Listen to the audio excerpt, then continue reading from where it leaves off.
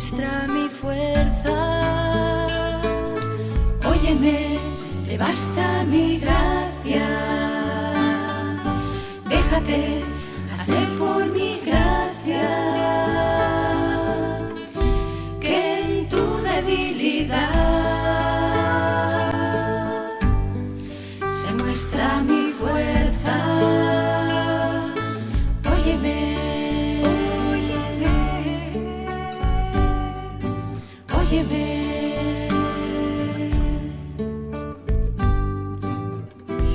Me complazco en mi necesidad y en la tribulación, si es por ti, siendo débil yo, Señor, te haces fuerte en mí, haces fuerte en ti. Óyeme, te basta mi gracia. Déjate hacer por mi gracia, que en tu debilidad se muestra mi fuerza. Óyeme, te basta mi gracia. Déjate hacer por mi gracia, que en tu debilidad se muestra mi fuerza. Óyeme, óyeme, óyeme.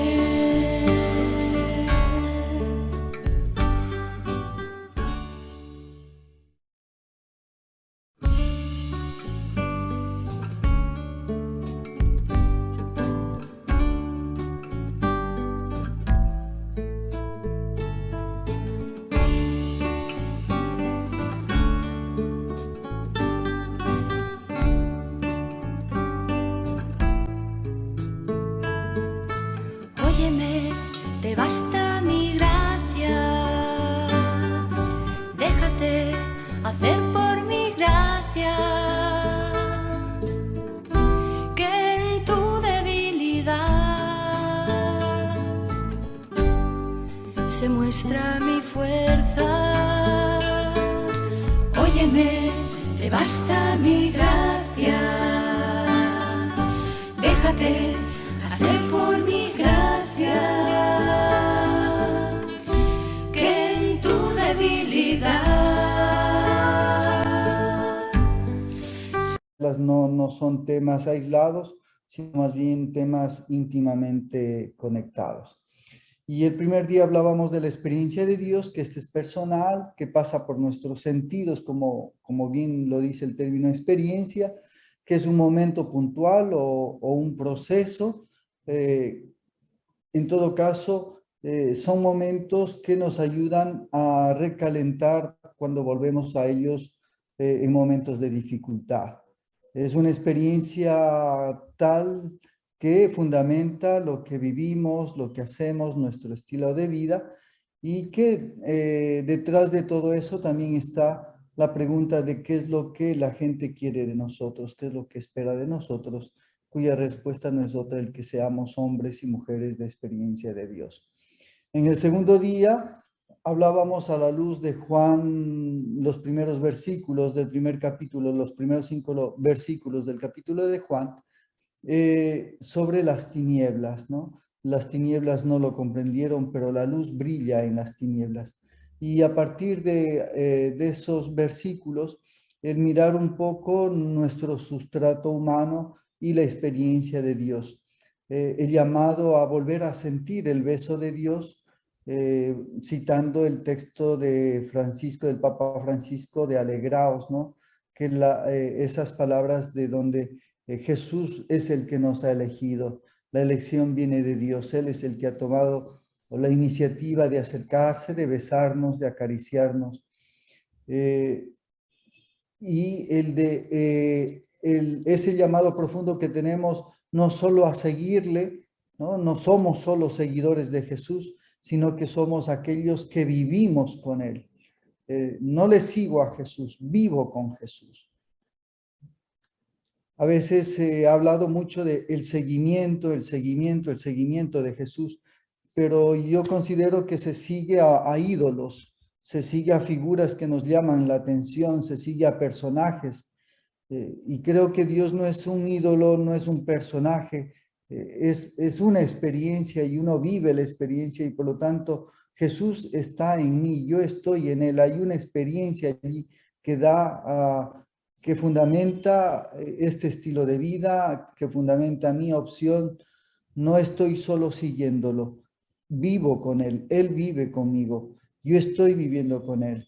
En el tercer día, la experiencia de Dios como una experiencia de amor, comunión, ¿no? Que como una experiencia también de amor, que nosotros pues hubiéramos aceptado a nuestro amado con su familia, con sus realidades familiares. Igual, esa experiencia de Dios es una experiencia donde aceptamos esa realidad familiar de Dios, esa familia trinitaria, y allí vamos teniendo experiencia con cada una de las personas de esta familia. Cada uno tiene su propia experiencia con Dios Padre, que de un modo u otro también decíamos tiene una raíz familiar, lo que nos han dado nuestros padres igualmente, ¿no? Los padres como una prolongación de esa paternidad y maternidad de Dios. Luego el mirar a Jesús, cómo se refiere a Dios Padre como Abba, como papito, papacito, mi Padre querido, etcétera, ¿no? Ya allí Jesús ya nos está dando también un rostro muy interesante de Dios, aun cuando esta figura resulta inaudita, resulta incluso irreverente para el tiempo de Jesús en el mundo judío. Eh, Igualmente ese amor de Jesús que nos lo transmite, que nos lo deja, ¿no? Para amar como Él ama, ese amor que nos lo deja y que no es otra cosa que el Espíritu Santo, ¿no? El Espíritu Santo que no es otra cosa que el amor. Amar a los demás con el amor que somos amados. Aunque la Sagrada Escritura nos expresa esa experiencia de amor con diversas figuras literarias, ¿no? Que un viento, que un vendaval, un huracán, lenguas de fuego, etcétera. Sin embargo, no es otra cosa que un modo de expresar esas entrañas de libertad, de apertura, de novedad, de creatividad, del poder de transformación del amor. En el cuarto día hablábamos de la caricia y del beso de Dios en la vida religiosa consagrada a partir de las palabras del Papa Francisco en Panamá, ¿no? En la Casa Hogar Buen Samaritano, Juan Díaz, y cómo él experimenta allí y lo expresa, dice, estar aquí es sentir el beso y la caricia de Dios, la alegría del ser amado por Dios.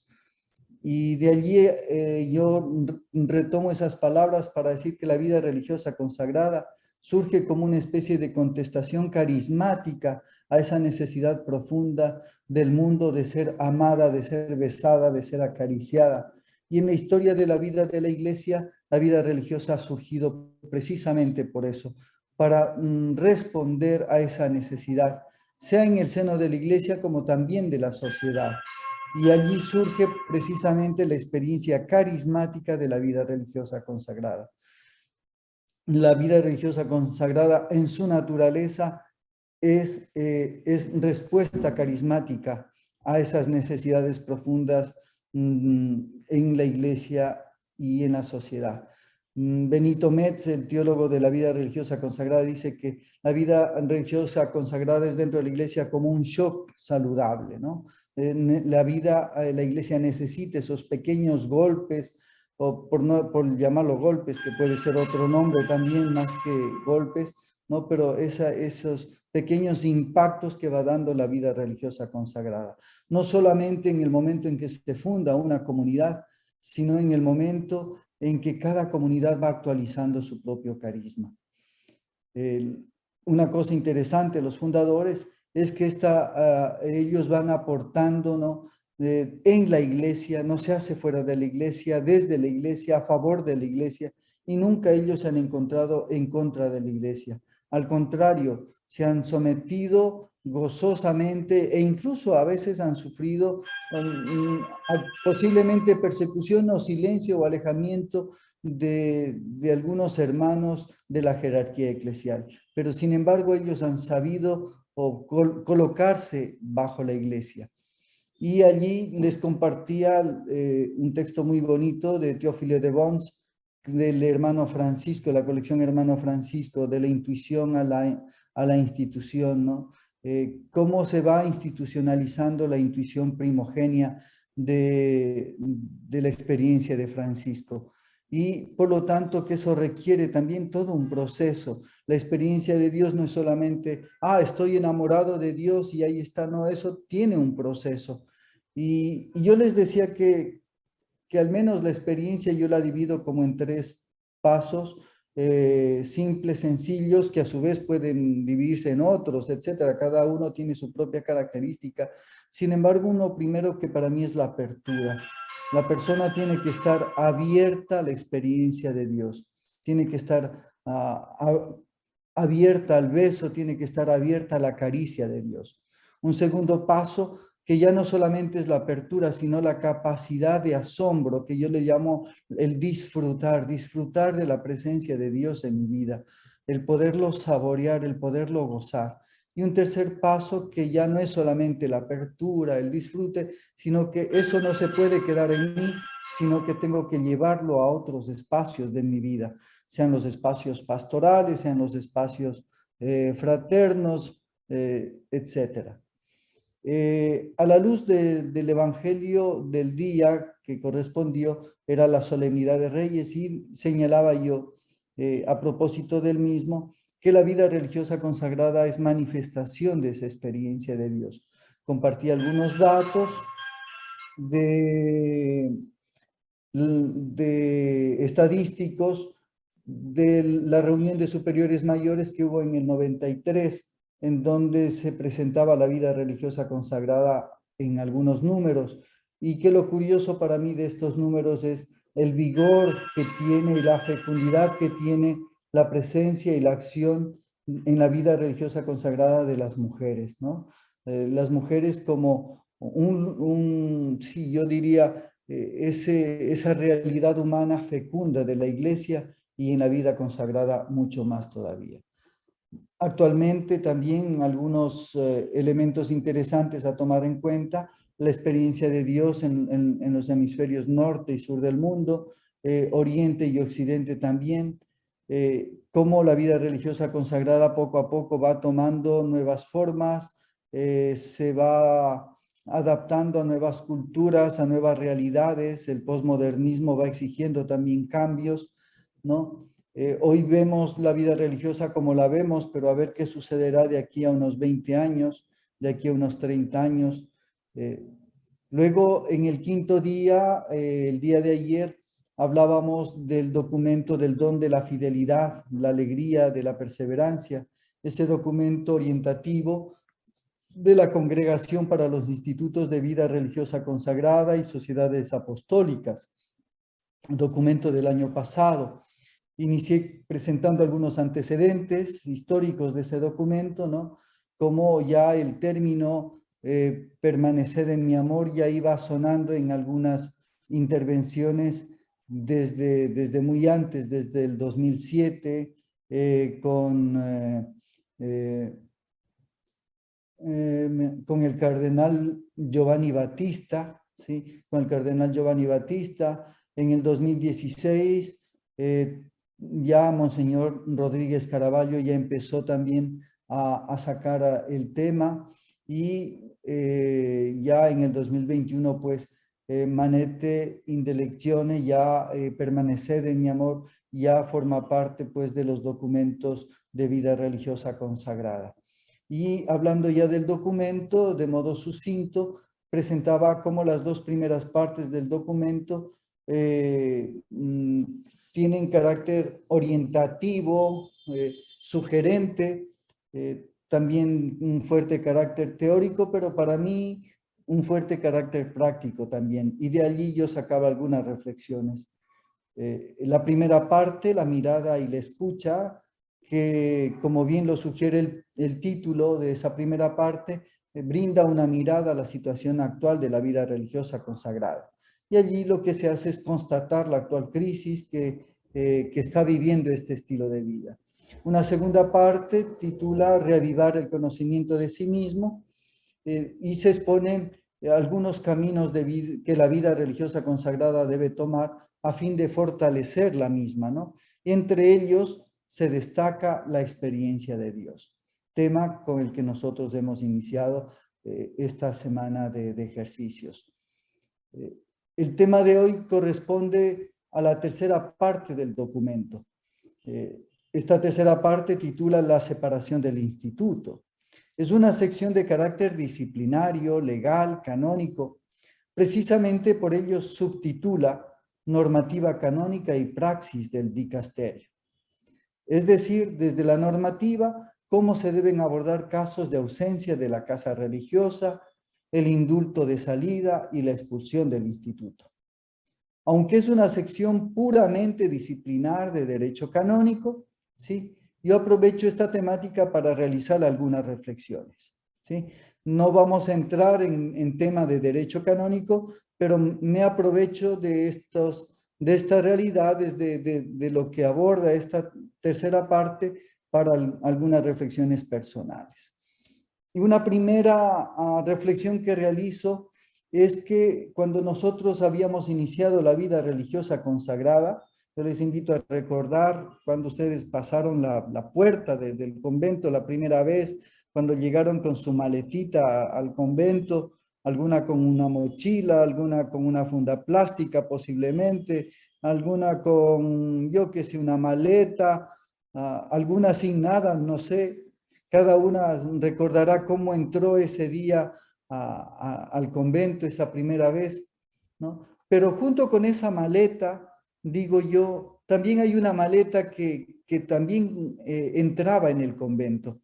Y no es la maleta física, sino esa maleta de los ideales. Unas entraron a los 17 años, yo no sé si alguna por ahí entraría a los 16, a los 15, alguna a los 20, a los 21, a los 23 como yo, alguna posiblemente hasta más tarde. Sin embargo, esa maleta, yo recuerdo en mi caso, estuvo cargada de ideales, ¿no? Cuando yo entré en esa puerta, yo decía, voy a entrar a un convento. Ay, en este convento, la vida religiosa, mi cercanía a Dios, la fraternidad. Y a medida que me daban algunas charlas y algunas cosas los primeros días, se me iba encendiendo más el fuego, ¿no? La fraternidad, la castidad, la pobreza, la obediencia, la misión, la oración, la experiencia de Dios, todo eso, a uno como que el ideal, sí, se le va inflando el ideal, ¿no? Y yo les invitaría a un primer trabajo en esta mañana a recordar sus ideales. ¿Con qué ideales usted inició ese ingreso a la congregación? ¿Cuáles fueron esos ideales? Y los ideales en lo religioso, ¿no? En lo religioso, en sus ideales de fraternidad, ideales de castidad, ideales de pobreza, ideales de obediencia, ideales de misión e ideales de oración. Repito los elementos que me gustaría que ustedes retomen.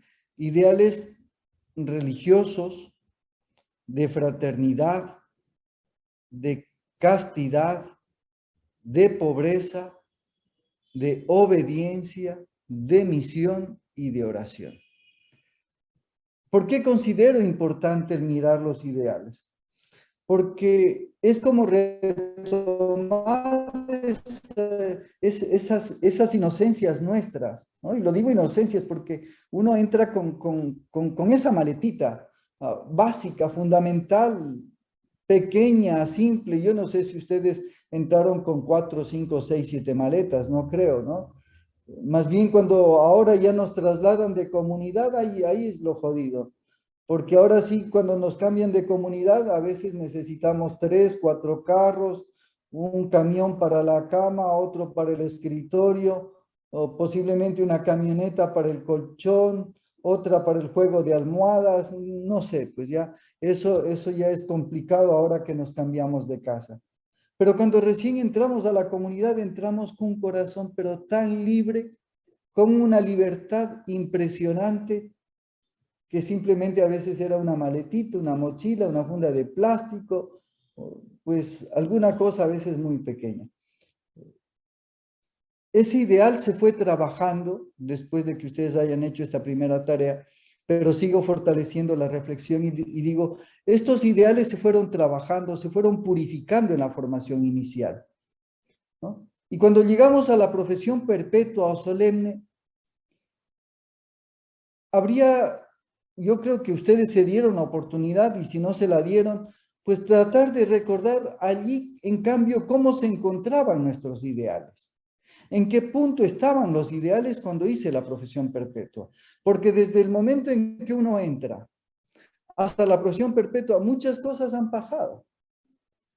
Hay cosas que se han ido purificando, hay otras que se han ido disminuyendo, otras se habrían incrementando. Muy bien, cuando hice mi profesión perpetua, ¿cómo estaba cada uno de estos ideales míos?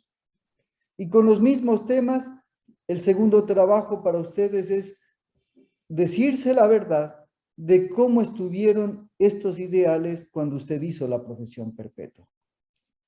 Los mismos temas, en lo religioso, de fraternidad, de castidad, de pobreza, de obediencia, de misión, de oración, y ahí agrego uno, el de experiencia de Dios. ¿No? Ahí agrego uno, el de experiencia de Dios. ¿Por qué no he colocado experiencia de Dios en el primero cuando recién entramos? Porque cuando recién entramos a veces no somos puramente conscientes de experiencia de Dios. Nos han hecho una pastoral vocacional, ¿no? Yo recuerdo, tuvimos un pastoralista vocacional muy querido, y bueno, yo, no lo, yo entré gracias a él, pero cuando él no me hizo pastoral vocacional, yo fui el que lo busqué, ¿no? Y él simplemente me dijo, bueno, si quieres entrar, pues tal día, tal hora te presentas en tal ciudad y vas. Él ni me conocía, aunque yo le conté todo mi historial delictivo, pero aún así me sorprendió que él me dijo, bueno, pues si te animas tal día, tal hora van a entrar los que quieren entrar. Yo creo, y él luego me mencionó con el pasar de los años, que él nunca pensó que yo me iba a presentar y que por eso mismo me lo dijo. Y sucede, pues sí, que ahí estuve, ahí llegué. Y no pasé el proceso de discernimiento de una pastoral vocacional. Yo digo, no sé si será gracias a Dios, porque capaz de que me daban el proceso de discernimiento y no lo pasaba, ¿no? Pero en ese momento uno entra no sé, yo creo que con unos calorcitos internos muy distintos a los que después uno hace la profesión perpetua. Y uno después es como más consciente y ya puede decir qué era lo que estaba viviendo, cuál era mi experiencia de Dios. Ya uno ha podido filtrar algo. Después, pienso que sí es importante el ser consciente de aquellos que llevamos ya 1 año, 2 años, 3 años de profesión perpetua y los que llevamos más todavía, también ya no solo preguntarnos cómo entré ni cómo hice mi profesión perpetua, sino ahora hacer también una nueva pregunta. Hoy, ¿cómo estoy en mis ideales? ¿Cuáles son mis ideales hoy? Mis ideales religiosos, mis ideales de fraternidad, de castidad, de pobreza, de obediencia, de misión, de oración y también de experiencia de Dios.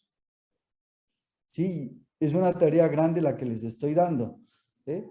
Repito, al inicio, cuando recién entré, luego de mi profesión perpetua, al momento de mi profesión perpetua, y hoy, aunque haya pasado 1 año, 2 años, 3 años, no importa, hoy cómo estoy en estos ideales.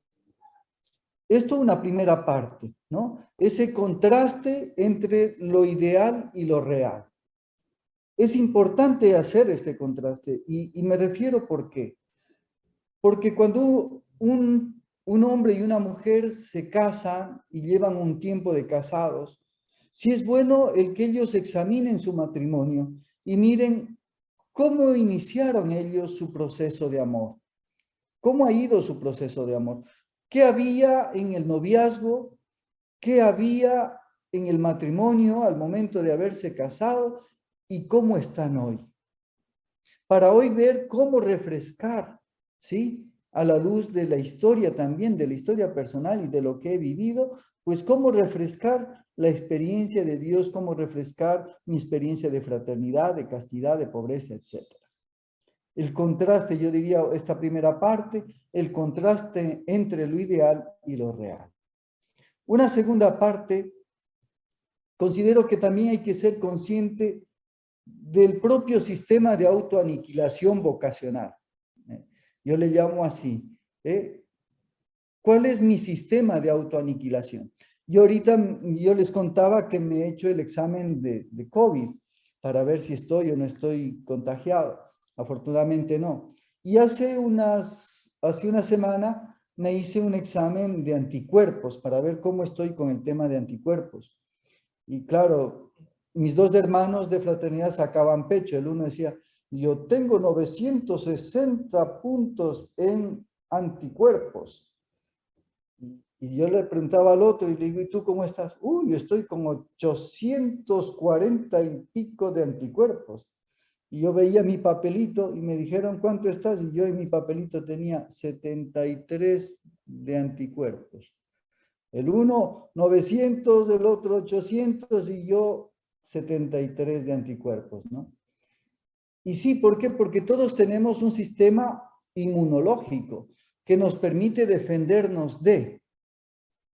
Sin embargo, hay algunos científicos que dicen que tal como el ser humano tiene un sistema inmunológico para defenderse de, también el ser humano tiene un sistema de autoaniquilación. Es decir, el ser humano también se puede autoaniquilar. Y lo podemos constatar realmente, por ejemplo, en personas que tienen tendencia a la depresión, que cuando se deprimen les viene el dolor de barriga, el dolor de cabeza, que la fiebre, que el dolor de ojos, el dolor de orejas, el dolor de nariz. Lo único que no les duele es la lengua, pero de ahí todito les duele, ¿no? Entonces, hay un sistema de aniquilación y el ser humano se va autoaniquilando. Yo tengo por ahí algunas experiencias de personas que por ahí perdieron a su papá, ¿no? O a uno de sus familiares, a un ser querido, y la tristeza les llevó precisamente a tener poco tiempo de vida. Y al poco tiempo también han fallecido. ¿Por qué? Porque se han dejado llevar por la tristeza. Y eso les bajó en anticuerpos, les bajó en defensas, les bajó en todo y uno mismo se autoaniquila.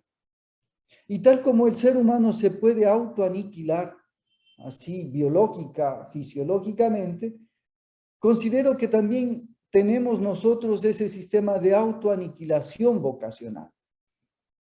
Yo me puedo autoaniquilar vocacional, sistema de autoaniquilación vocacional. Hay elementos personales, estímulos internos que yo puedo provocar, que puedo tener para aniquilar mi vocación. Y que tal vez no soy consciente de este sistema que yo tengo de autoaniquilación. Por ejemplo, al hablar de fraternidad, un elemento simple, sencillo, de fraternidad, posiblemente yo puedo matar mi vocación dentro de este sistema de autoaniquilación, matar mi fraternidad, mi capacidad de vida fraterna, aislándome de mis hermanos, ¿no? Y prefiero aislarme de mi hermano número 1, de mi hermano número 2, en mi casa somos 3, en mi fraternidad somos 3 hermanos, y aislarme de los 2 hermanos y hacer mi mundo propio. Me callo, me silencio, dejo que los demás hagan lo que tengan que hacer, como si no pasara nada, ser feliz con mi propia vida, pero cada uno verá cómo se defiende y voy autoaniquilando mi propia vocación en la vida fraterna.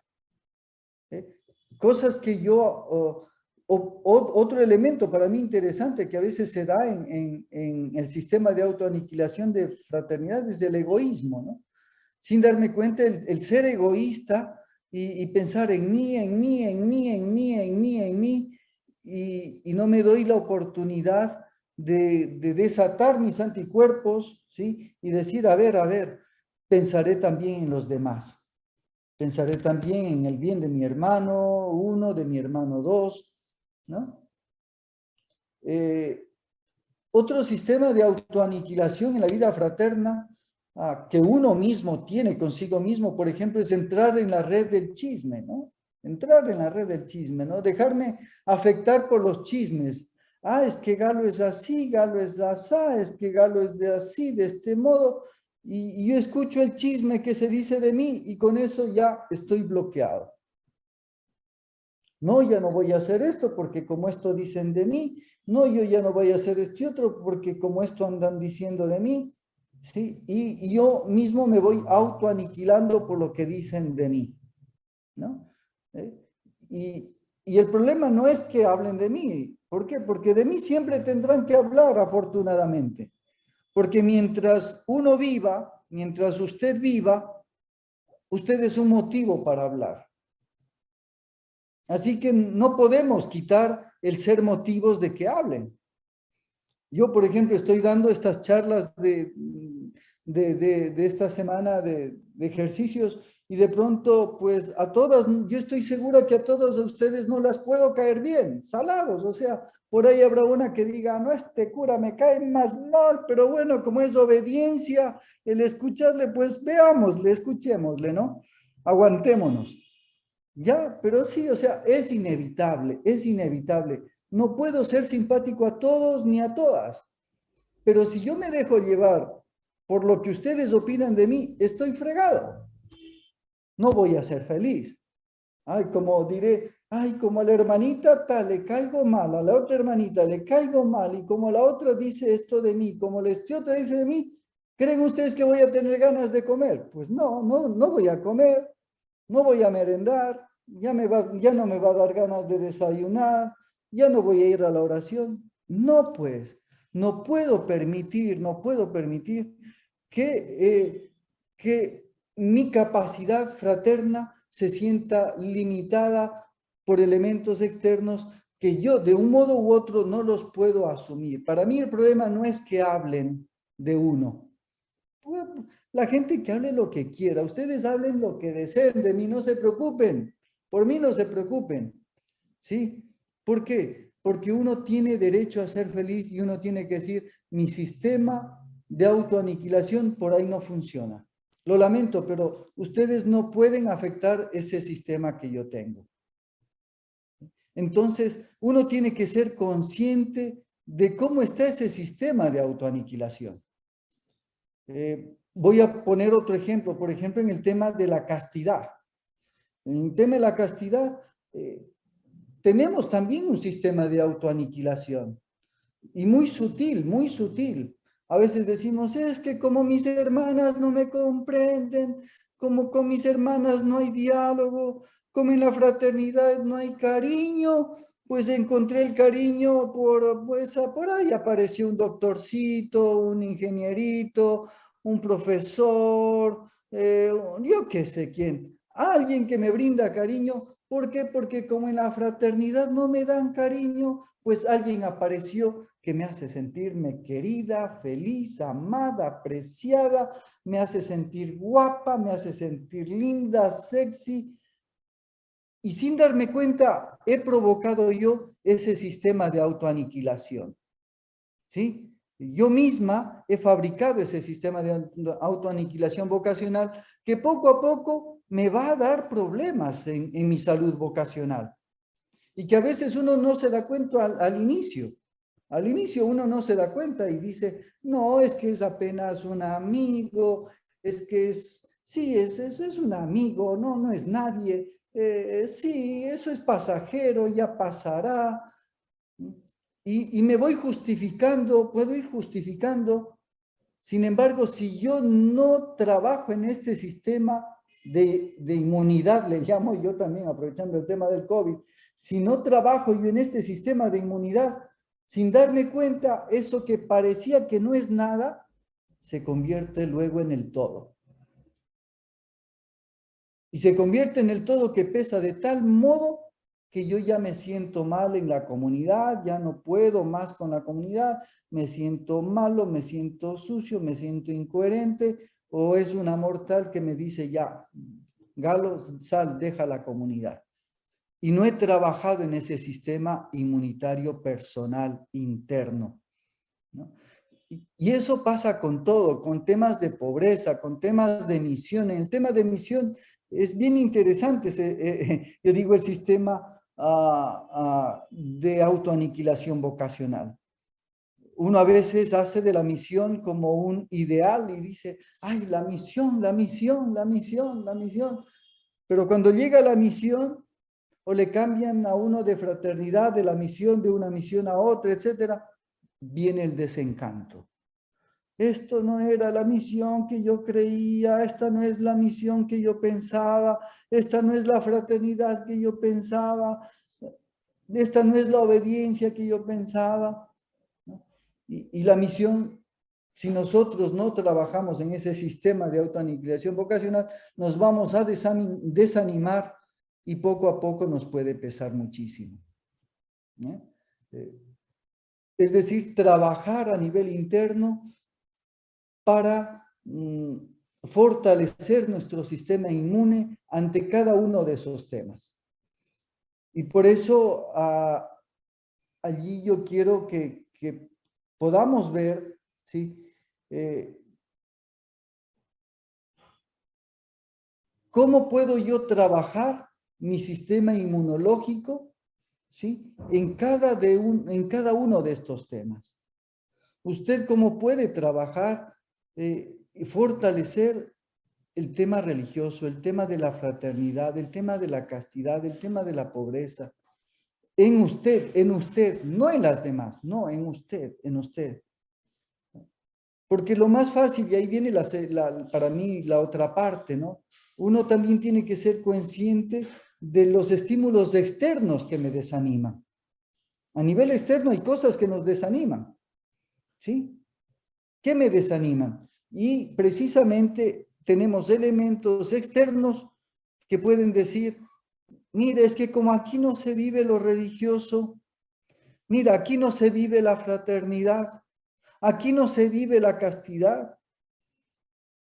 Supongamos que me toca una fraternidad donde mis hermanos no viven la castidad y yo voy a decir, no, pues es que como en mi fraternidad no viven la castidad, ¿yo para qué voy a vivir la castidad? Pues yo tampoco voy a vivir la castidad porque como ellos no viven la castidad, y allí es donde yo tengo que decir, sí, hay estímulos externos, es verdad, pero yo también puedo, y ahí venía esa parte que yo les decía, fortalecer mi sistema inmunológico para que aunque no se viva la castidad en mi fraternidad, yo sí la viva. Ser conscientes de los estímulos externos. ¿Qué hay? Y hay que ser críticos, hay que ser críticos. Ahí a algunas hermanas superiores les puede doler la oreja, pero bueno, ¿qué se puede hacer?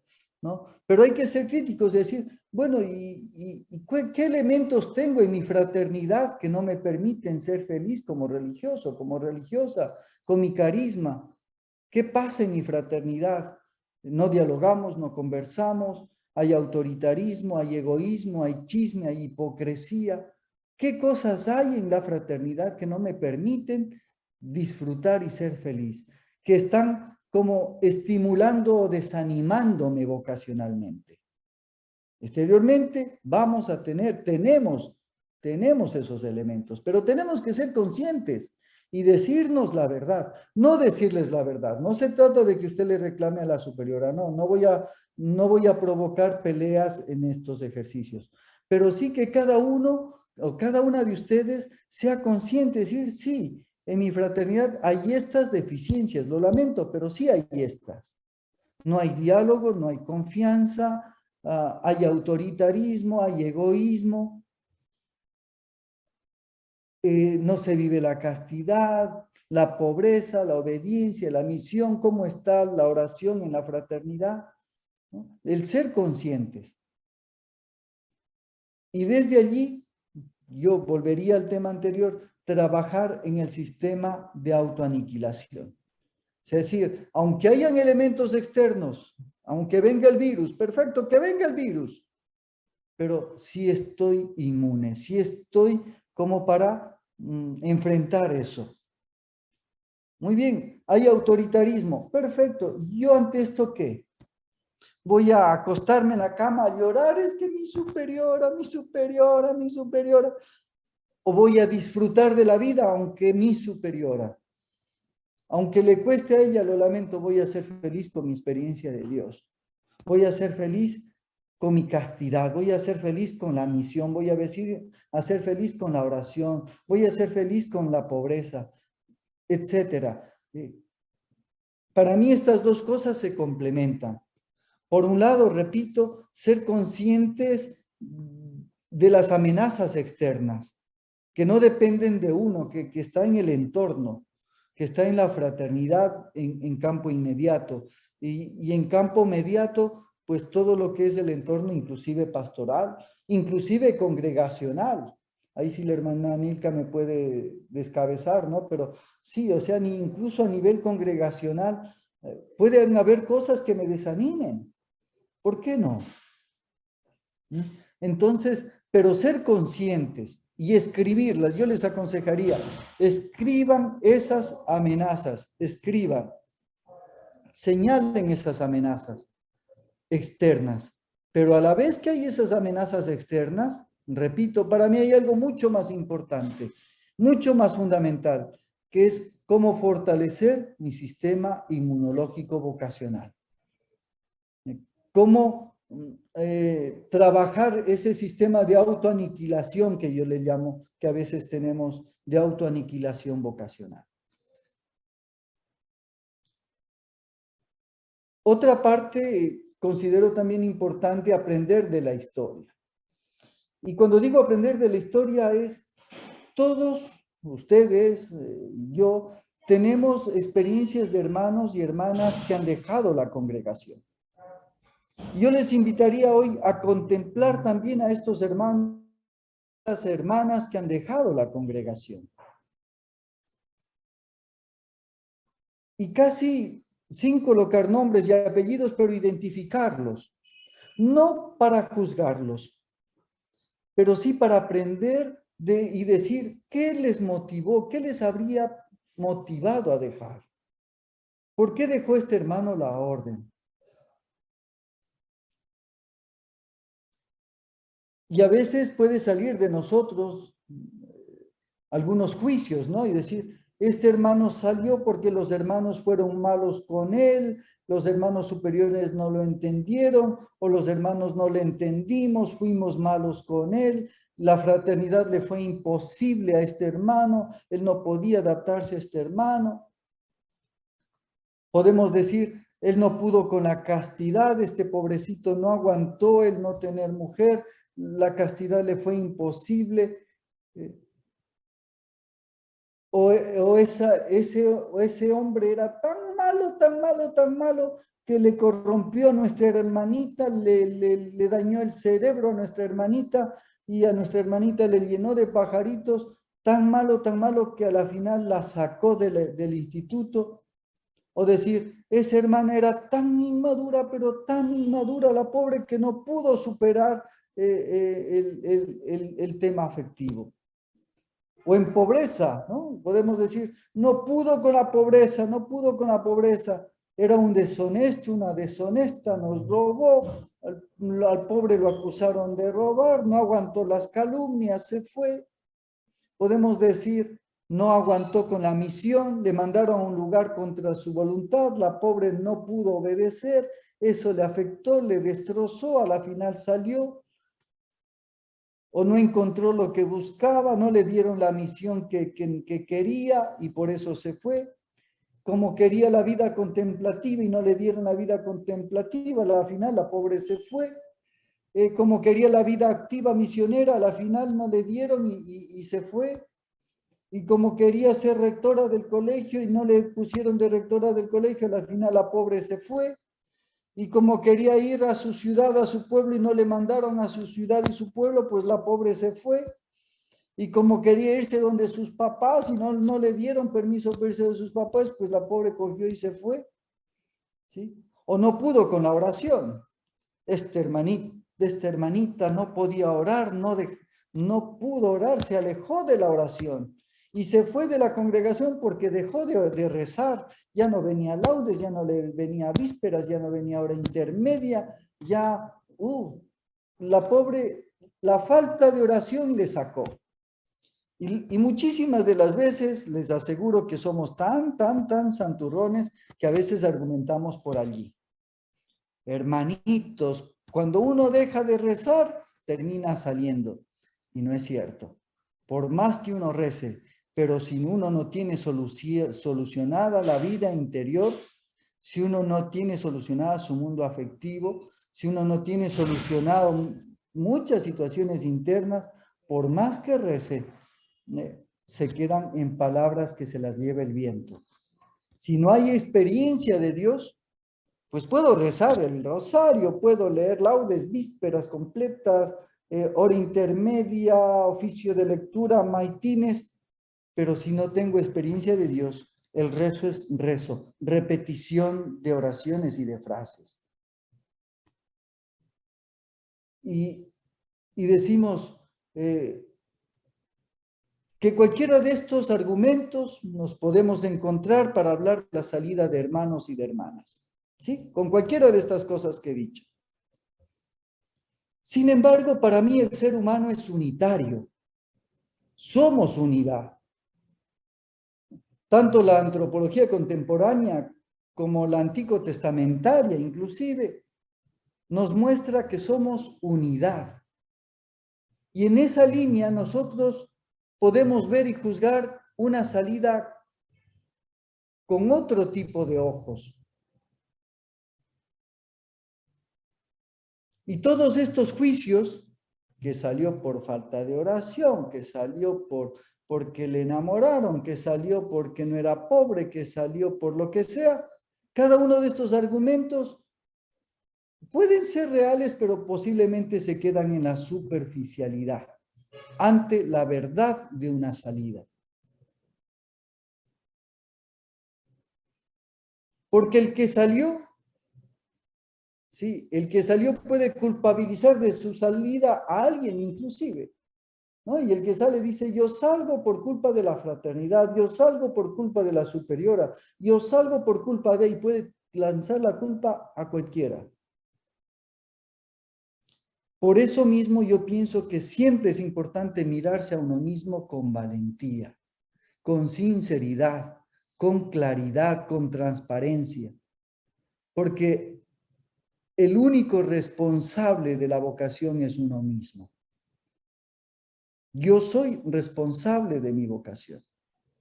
No puedo echarle la culpa ni a la chica sexy que venga a mi parroquia, como tampoco a la profesora ni a la doctora.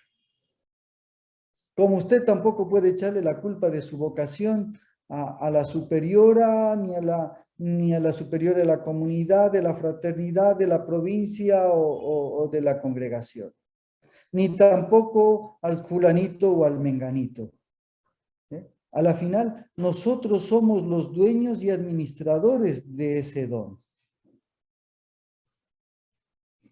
Y hablábamos ayer que incluso el salir de la congregación requiere un proceso personal. Es necesario un proceso personal.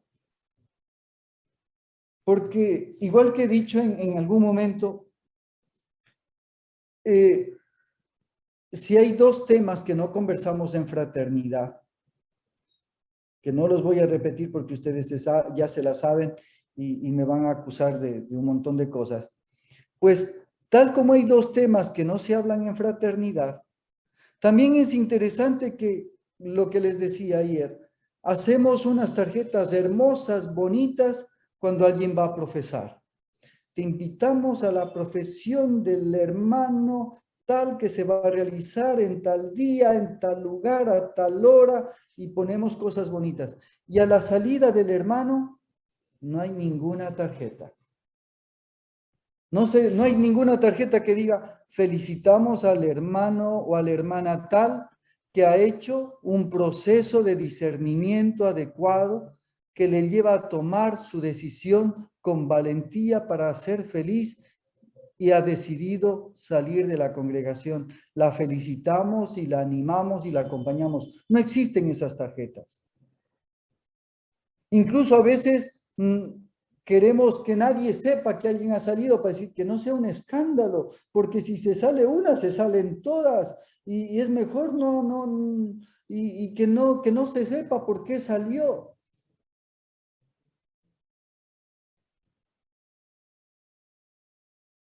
Y a veces sí es necesario el ser sinceros y decirse, bueno, ¿por qué salió?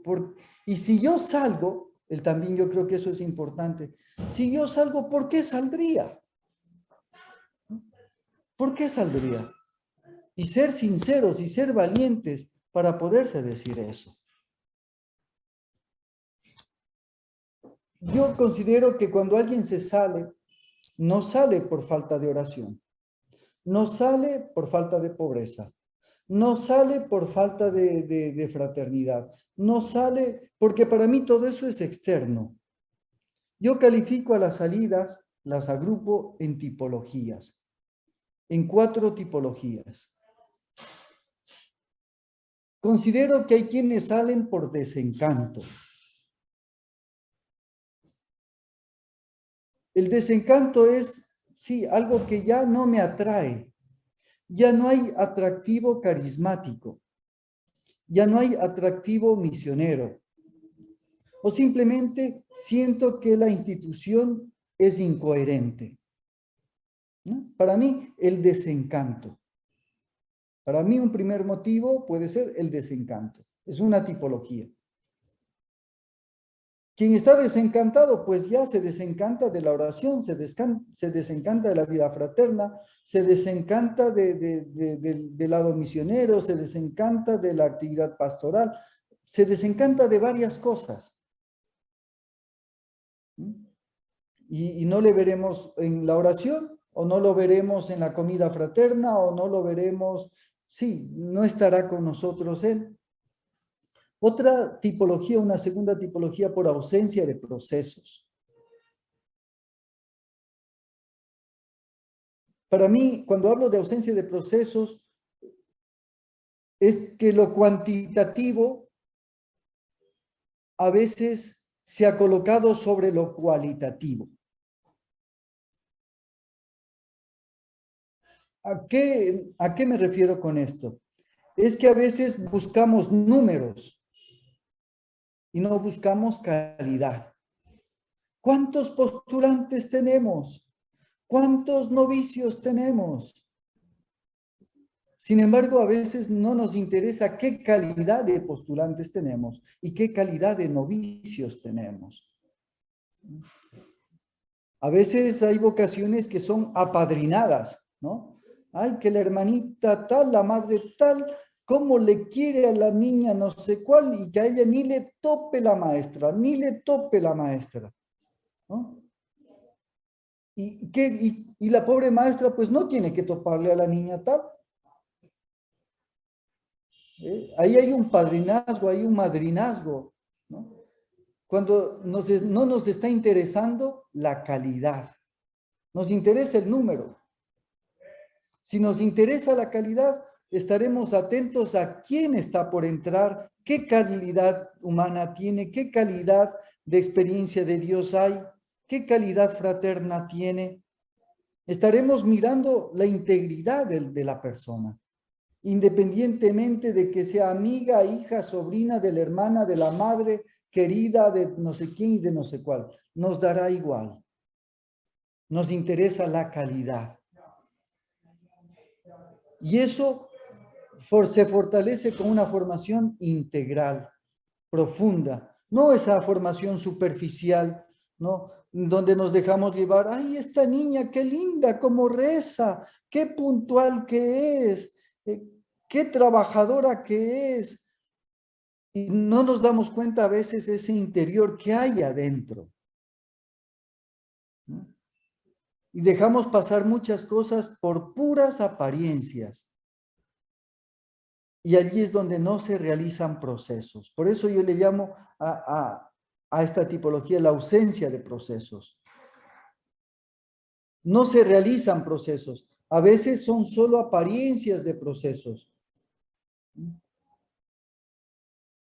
En la formación en muchas comunidades religiosas se trabaja bastante a nivel de historia personal.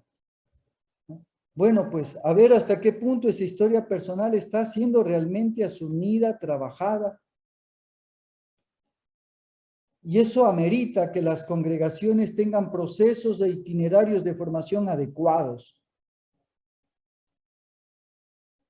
¿Cuántos hermanos y hermanas posiblemente no hicieron adecuadamente esos procesos de formación?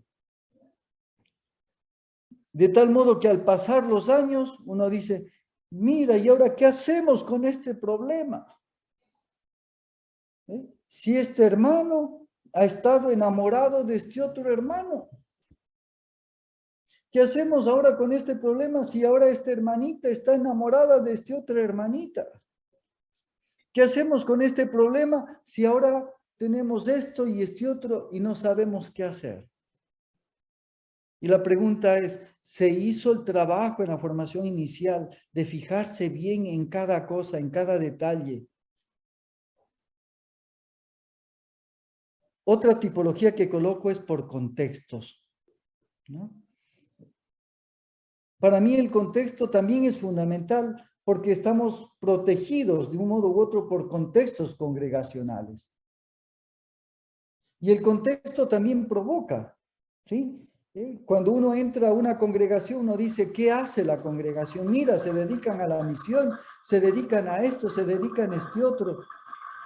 Se dedican a los enfermos, se dedican a los pobres, se dedican... ¿Yo por dónde voy? Los contextos también influencian. Y un contexto que últimamente está influenciando muchísimo, pero muchísimo en la vida religiosa consagrada son los contextos familiares. Hay muchos religiosos y religiosas que están saliendo porque quieren atender a sus padres, a su madre, a sus hermanos. Hay un contexto que también condiciona.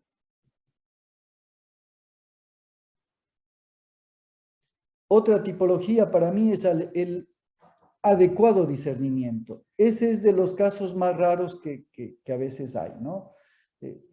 Donde sí ha habido un proceso serio de discernimiento. Y son hermanos y hermanas que han trabajado con seriedad y se mira en el proceso y uno dice, sí, está bien hecho este proceso, se entiende clarísimo y tienes toda la razón de dejar la congregación. Y uno no tiene menos que hasta casi sacarse el sombrero para felicitarle a este hermano, felicitarle a esta hermana por haber hecho un proceso adecuado para ese discernimiento de salida. Sin embargo, para mí, todas estas tipologías también tienen un hilo conductor mucho más profundo. Tanto el desencanto, la ausencia de procesos, los contextos o el adecuado discernimiento. Hay algo que le llama este documento muy bonito, que el que estamos trabajando, el don de la fidelidad, la alegría de la perseverancia, que le llama con el nombre técnico Memoria Dei. ¿Qué es la Memoria Dei? No es solamente la memoria, sino la experiencia de Dios. La experiencia de Dios es la que precisamente permite que se realicen los procesos. Sea para aquel que se quede en la vida religiosa consagrada, como aquel que opta u optará por dejar la vida consagrada, es esa experiencia de Dios la que le permite realizar el proceso. Por pura gracia, por puro don, con transparencia. La experiencia de Dios hace que nosotros seamos lo que tenemos que ser. Y si tenemos que seguir siendo religiosos, lo seremos y seremos adecuadamente, como también aquel que decide dejar la congregación lo hace, pero adecuadamente. Para mí el tema del discernimiento vocacional no es cuestión solo de la formación inicial. Es algo que tenemos que hacerlo constante y permanentemente a la luz de nuestra experiencia de Dios. De uno preguntarse, la experiencia de Dios que tengo en este momento me permite sostener en este momento mi estilo de vida, mi consagración. ¿Qué tengo que hacer para poder ajustar las distintas fichas que por ahí están medias desajustadas? La famosa frase popular de a Dios rogando y con el mazo dando. Para mí la experiencia de Dios no solamente es algo que está en el imaginario, sino es algo que se realiza de modo concreto. Y donde somos responsables, y hablábamos ayer algo muy bonito, de la corresponsabilidad, ¿no? De lo que llama el Papa Francisco, estar atentos a la puerta de al lado, al hermano de la puerta de al lado. Algo que señala también el mismo texto de la congregación, ¿no? El mirar el laboratorio de nuestra propia vida. Nuestra vida es una especie de laboratorio. Y allí es donde vamos probando diversas fórmulas, diversas realidades, diversas circunstancias en nuestra experiencia de Dios. Y en nuestra experiencia de ser humanos, porque no somos ángeles, no somos seres espirituales por allí aéreos ni aleteados, no, somos personas con sentimientos, con inclinaciones, con deseos, con apetitos. Y allí es donde se realiza el laboratorio de nuestra vida, ir aprendiendo de nuestras experiencias. Porque a veces no aprendemos de nuestras experiencias. Nos caemos una vez, nos levantamos, pero queremos caernos otra vez, y luego queremos caernos otra vez, y luego queremos caer otra vez. Algo tenemos que hacer para dejar de caernos. Algo tenemos que hacer para decir, sí, Señor, gracias, te agradezco el que me hayas permitido caer, te agradezco el que me hayas levantado y que me amas y me perdonas, pero algo tengo que trabajar yo para que eso no me vuelva a suceder. Aprender del laboratorio de nuestra vida.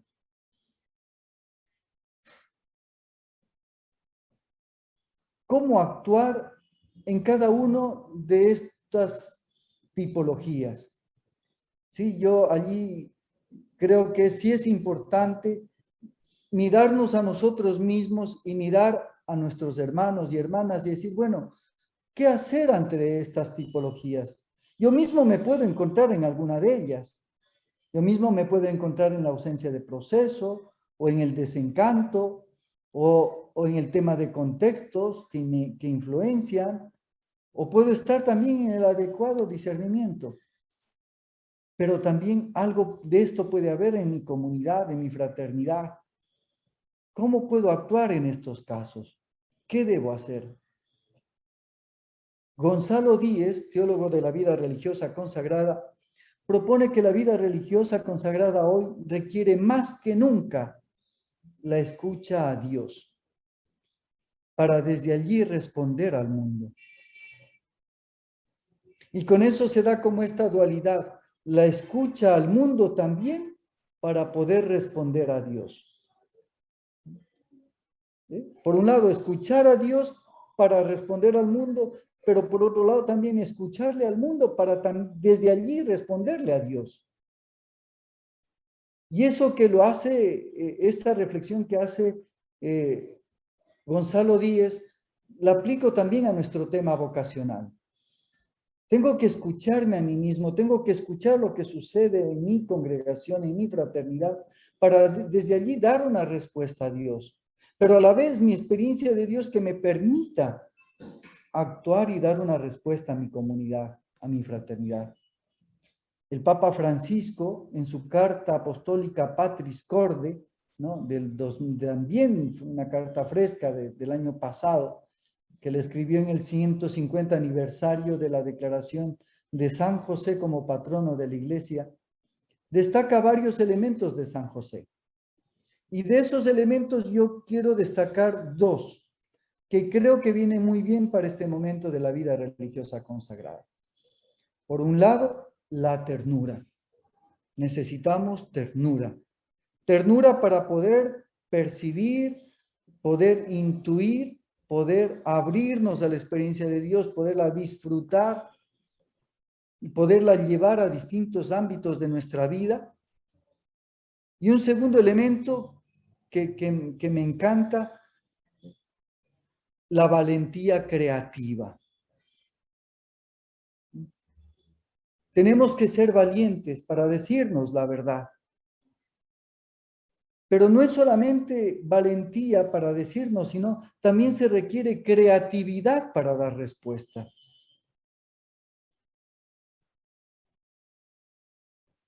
Y tanto ambas, la ternura, como la valentía creativa, para mí que tienen un solo origen que viene de la experiencia de Dios. La experiencia de Dios me permite tener ternura, como a la vez también esa valentía creativa.